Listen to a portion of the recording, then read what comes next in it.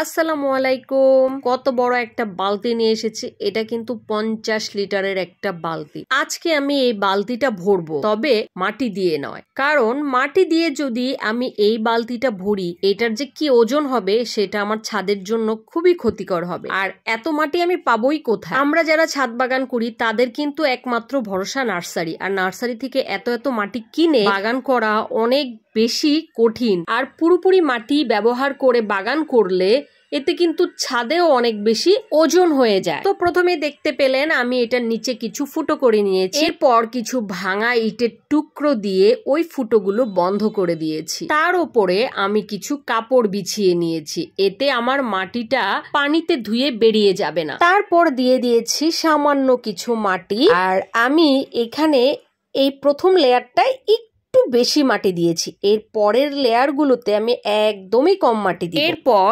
কিচেনের যত ওয়েস্ট আছে সব আমি ঢেলে দিলাম। এখানে কিন্তু অনেক ধরনের ওয়েস্ট আছে, যেমন ধরেন শাক, বেগুন, বিভিন্ন ফলের খোসা, পেঁয়াজের খোসা, আলুর খোসা, সবকিছু আছে। বেশ অনেকটা পরিমাণ এগুলো দিয়ে তার উপর আমি সামান্য একটু মাটি দিয়ে দিলাম। এতে এই কিচেন ওয়েস্ট গুলো খুব দ্রুত ডিকম্পোস্ট হয়ে যাবে। আর এভাবেই আমরা এই বালতিটা ফুল ভরে ফেলতে পারি খুব সহজেই। ছাদ বাগানের জন্য এরকম বালতি বালতি বা বস্তা বস্তা মাটি তৈরি করতে পারি, একদমই নামমাত্র মাটি দিয়ে। সাথে আমাদের বাসায় এই যে এই ধরনের কাগজগুলো কিন্তু থাকে, সেগুলো আমরা ব্যবহার করতে পারি। মোট কথা এখানে আমরা সব ধরনের ওয়েস্ট জিনিস ব্যবহার করতে পারি, তবে প্লাস্টিক বা কোনো রান্না করা জিনিস এখানে ব্যবহার করা যাবে না। এই যে গাছের যে মরা পাতা, বুড়ো পাতা, পচা পাতা, এগুলো কিন্তু আমরা এখানে ব্যবহার করতে পারি। এতে খুব ভালো একটা সার হয়ে যাবে। আমাদের ছাদের যত ওয়েস্ট আছে সেগুলো কিন্তু আমি এই বালতিতে জমিয়ে রাখবো। আমার ছাদ বাগানে কয়েকটা পুরনো করল্লা গাছ আছে, সেগুলোও কিন্তু আমি আজকে তুলে ফেলবো, কারণ এগুলোতে আর ফলন হচ্ছে না ভালো। এই যে আমি এগুলো তুলে এই বালতিতে রেখে দিলাম। আপনারা চাইলে এখানে যদি আপনাদের হাতের কাছে গোবর থাকে, গোবর ব্যবহার করতে পারেন। আবার যদি মুরগির বিষ্ঠা থাকে সেটাও ব্যবহার করতে পারেন।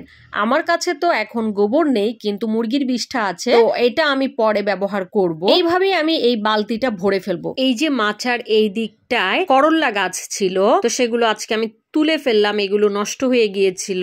আর কিছুটা আমি মিষ্টি কুমড়া গাছের ডগাও কেটে নিয়েছি। আপনারা যারা আমার ভিডিও দেখেন আমি জানি তারা কোনো না কোনো ভাবে বাগান করে, হয় সেটা ছাদ বাগান বা বারান্দা বাগান বা আঙিনা বাগান, কোনো না কোনো ভাবে আপনারা গাছ কিন্তু লাগান। তো আপনারা কে কিভাবে মাটি তৈরি করেন কমেন্ট করে জানাবেন। আমি তো এইভাবেই সবসময় আমার ছাদ বাগানের মাটি তৈরি করে থাকি, তবে মাটি ছাড়াও কিন্তু আমি মাটি তৈরি করি। সেটা কিভাবে? সেটা কাঠের গুঁড়া দিয়ে, কিচেন ওয়েস্ট দিয়ে, আর কিভাবে প্রসেস করে আমি মাটি বানাই সেটা যদি জানতে চান তাহলে আমাকে কমেন্ট করে জানাবেন। দেখুন ওই দিকটায় কি সুন্দর একটা লাউ ঝুলে আছে, এটা কিন্তু আমি পরাগায়ন করিনি, এটা কিন্তু এমনিতেই হয়েছে। দেখি এটা বড় হয় কিনা। ভিডিওটি ভালো লাগলে লাইক, কমেন্ট, শেয়ার করতে ভুলবেন না। সবাই ভালো থাকবেন, সুস্থ থাকবেন। আল্লাহ হাফেজ।